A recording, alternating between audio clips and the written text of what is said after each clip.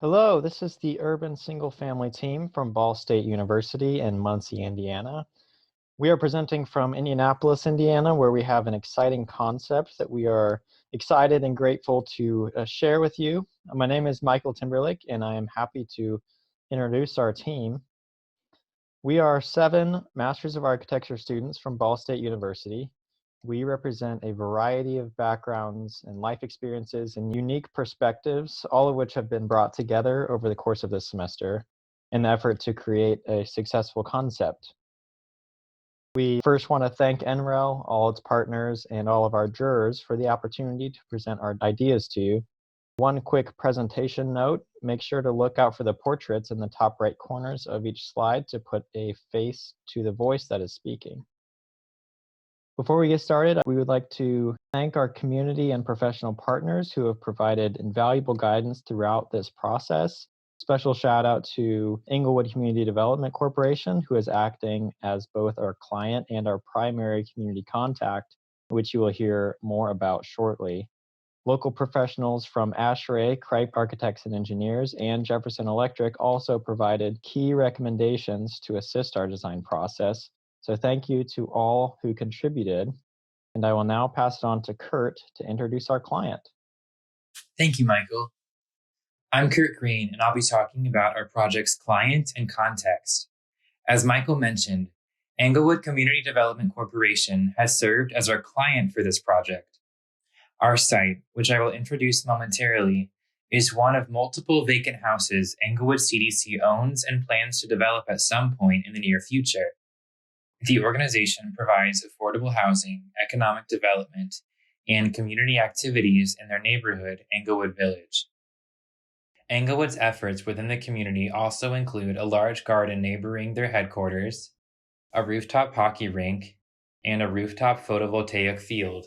While ECDC has undertaken large affordable housing projects such as Oxford Place Senior Apartments, they also appreciate the importance of the single-family house.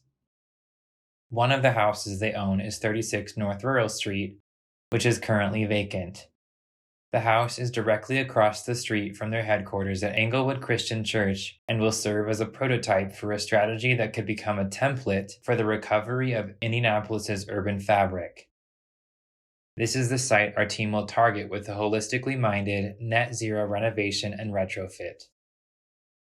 As we developed a strategy for renovating 36 North Rural Street, we considered its context current real estate.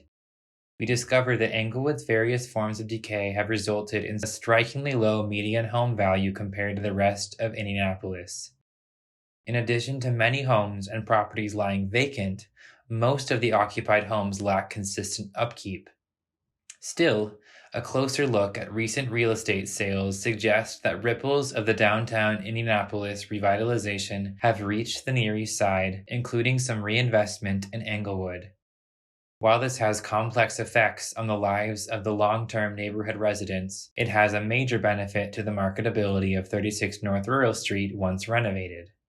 Future occupation of the house will be in ECDC's hands to determine, but one of the team's goals in developing the 3-phase construction plan, which Michael will introduce shortly, was to keep the completed renovation within a marketable price point. The highest comparable sold house in 2019 was $200,000, which our renovation should not exceed.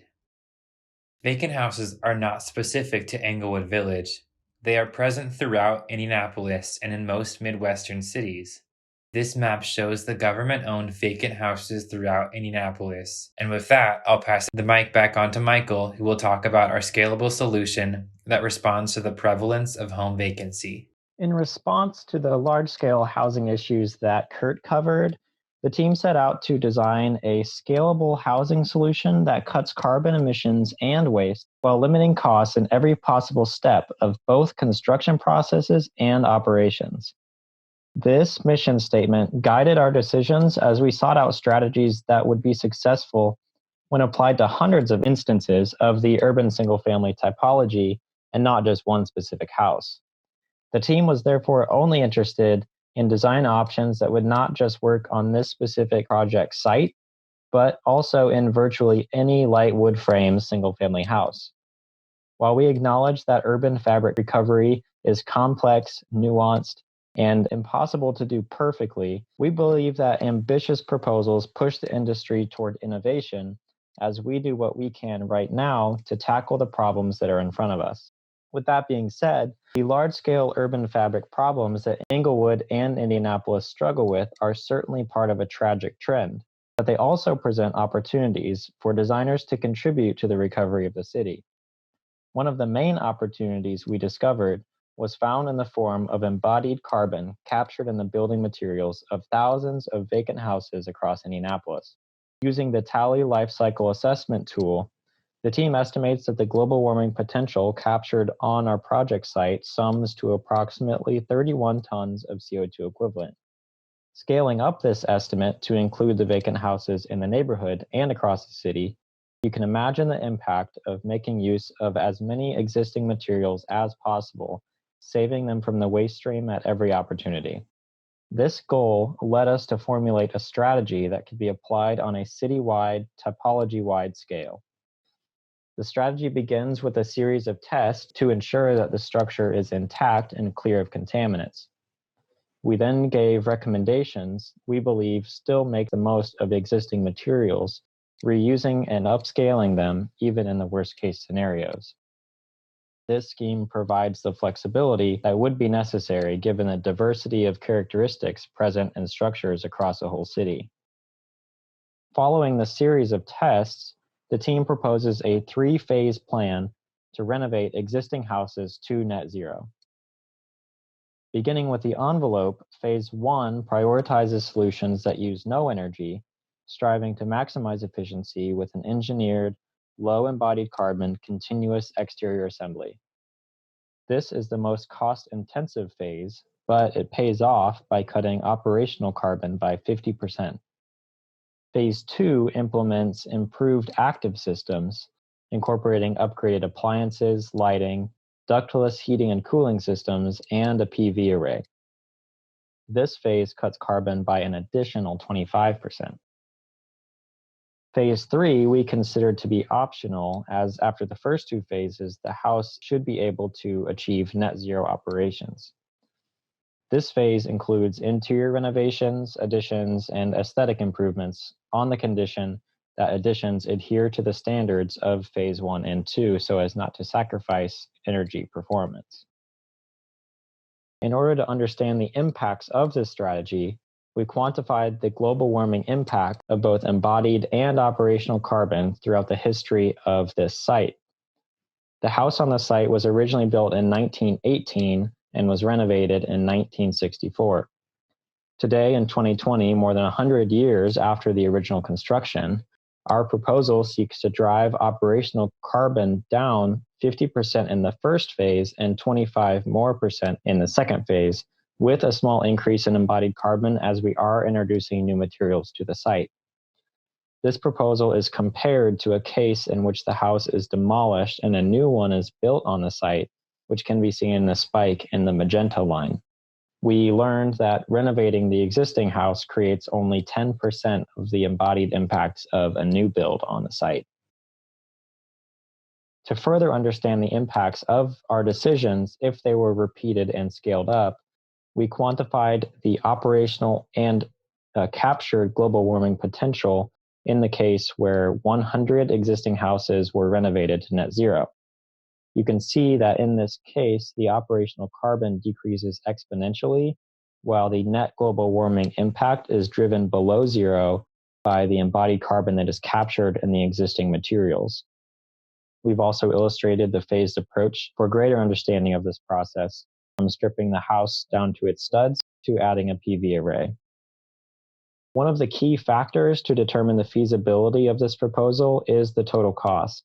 Like Kurt highlighted, this is a fairly low-income neighborhood. It experiences fairly high fluctuations, income levels, and volatility in reliable income.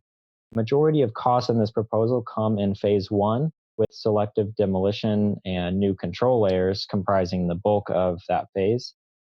Phase 2 includes active systems and solar power generation, which would actually pay for itself in an estimated 14 years. Phase 3, which includes interior renovations and additions, is comparable in cost to phase 2, but again, this phase is considered optional. Overall, with all three phases, the cost is approximately to $137,000, coming in just under Englewood CDC's target of $140,000. Next, Aaron will be giving you a walkthrough of the aesthetic and experiential impacts of this proposed scheme. Thank you, Michael.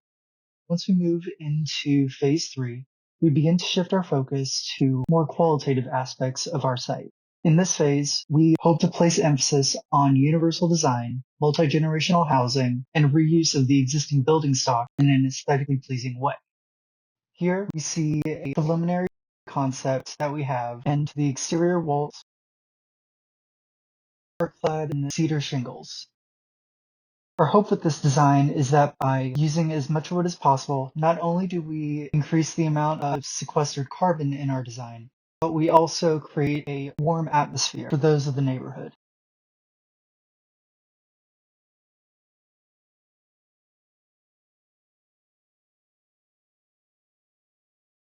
As you walk into the front entrance, you immediately notice the amount of natural daylight permeating through the space.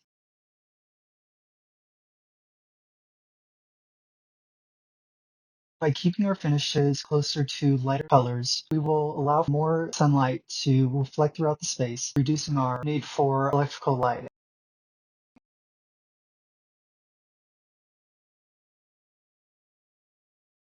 On the first floor, our primary design goal was to create an area that is entirely ADA compliant while still being able to fit into the small square footage.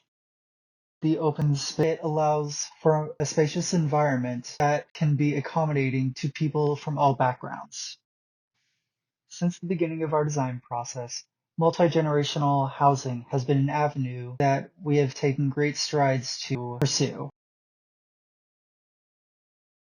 No matter what the owner's background, they will be able to enjoy the comfort of being around those close to them while still being able to enjoy their own self-reliance. In short, our concept allows for independent design while giving peace of mind.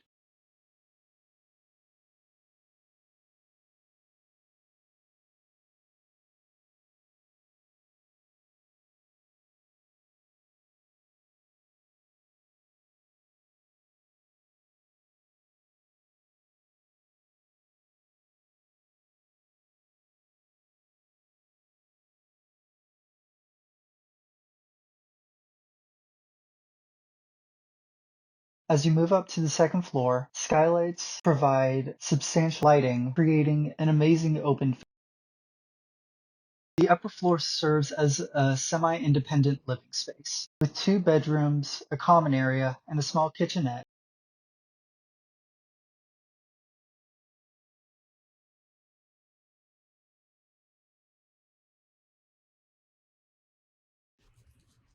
As we move past the common area into the master bedroom, we see an attached balcony from which those can enjoy a peaceful escape from the urban environment. Our framing is based on existing studs, so not only does it serve an aesthetically pleasing environment, but it also celebrates the preservation of what has been there in the past. Hello, my name is Brittany Williams, and I will be talking about some of the active solutions that we used in this project. In analyzing the energy performance of the building, our team ran a number of simulations using the program Beopt. First, looking at the existing building, we were able to determine that the house would consume roughly 207 million BTUs per year and would have an ERI score of about 147.4. A large majority of this consumption comes from the heating load, since we are in a cooler climate, and addressing this demand would be one of our main goals in order to reduce the overall energy consumption. This was achieved through implementing strategies such as improving the envelope to reflect higher R values and decrease infiltration rate. We would also update the active systems to include a higher HVAC system, LED lighting, and ENERGY STAR rated appliances. In doing so, we were able to drop the overall energy consumption to 22 million BTUs per year and got an ERI score of 43.5. Then, with the addition of solar panels, we brought the consumption down to negative 11 million BTUs per year and achieved an ERI score of negative 1.8. Moving on to the PV installation. In order to pick out a PV installation, inverter, and optimizer that would best meet the needs of the building, we decided to work with Helioscope and Jefferson Electric. This is a company that is actually based in the neighborhood and has done a number of installations in the area, including the Inglewood Christian Church. We ended up using 18 modules of the 340-watt Panasonic kit, which is a 6 kilowatt system and can generate on average 7,464 kilowatt hours a year. One of our major sources of loss is shading, as we do have a few large trees to the west and the south of the house. This accommodates for about 14% of our losses. Looking at the lighting plan, some of the biggest things that we took into consideration when choosing the light fixtures were energy efficiency, cost effectiveness, and aesthetic. At least 80% of the fixtures that we specified are ENERGY STAR certified in compliance with the DOE and Zero Energy Ready Home national requirements, and all of the lights are spec'd to be LED. This helps reduce lighting power density per room, although we did account for more lighting in the kitchen, kitchenette, and living room. This is also a strategy that could easily be implemented in any number of houses. Overall, the lighting in our house accounts for 590 kilowatt hours a year. We also made sure to choose light fixtures that were affordable and maintain a classic aesthetic so they would work with any interior space. Moving on to the HVAC system. After working with the Indiana chapter of ASHRAE, we decided to use a ductless VRF system as an efficient and adjustable solution to providing heating and cooling to the whole house. The system is made up of 2 zones, one in the main level and one in the upper level. This way, if only the main level is in use, the upper level can be turned off to save some energy. The 2 indoor units are linked by closed loops of refrigerant lines to the outdoor unit to provide heating and cooling to each zone. The system also consists of a DOAS, which circulates fresh air throughout the house, using an ERV to avoid wasting the sensible and latent energy in the conditioned air. The ERV saves 73% of energy in exhaust air. If you look at the chart, you can see the system saves roughly 5,000 kilowatt hours a year in heating and 1,000 kilowatt hours a year in cooling in comparison to the original system in the house. The final active system that would be implemented into the house is a radon mitigation system. According to research, Marion County is currently in an EPA Zone 1, meaning that the average indoor radon screening is greater than 4 picocuries per liter of air. This means that residents in the area are at a higher risk of being exposed to the radioactive gas. The best way to deal with radon in this case would be to first seal all the cracks in the basement floor. Then we would install an active subslab depressurization system in the basement connected to a submembrane suction system in the crawl spaces. Exhaust would then be brought out on the north side of the building. And I will now pass it back to Michael to conclude the presentation. Thank you, Brittany. So I would just like to reiterate the purpose of all of these investigations. We set out to design a scalable housing solution that cuts carbon emissions and waste while limiting costs in every possible step of both construction processes and operations. While we acknowledge that urban fabric solutions are infinitely complex, this proposal attempts to give the urban single-family typology a framework for net zero renovations that could be deployed on a large scale for the benefit of our city, our region, and our planet. Thank you again to NREL, all of its partners, and all our jurors for making this competition possible, and for all of the work you do to push design and our world toward a better future.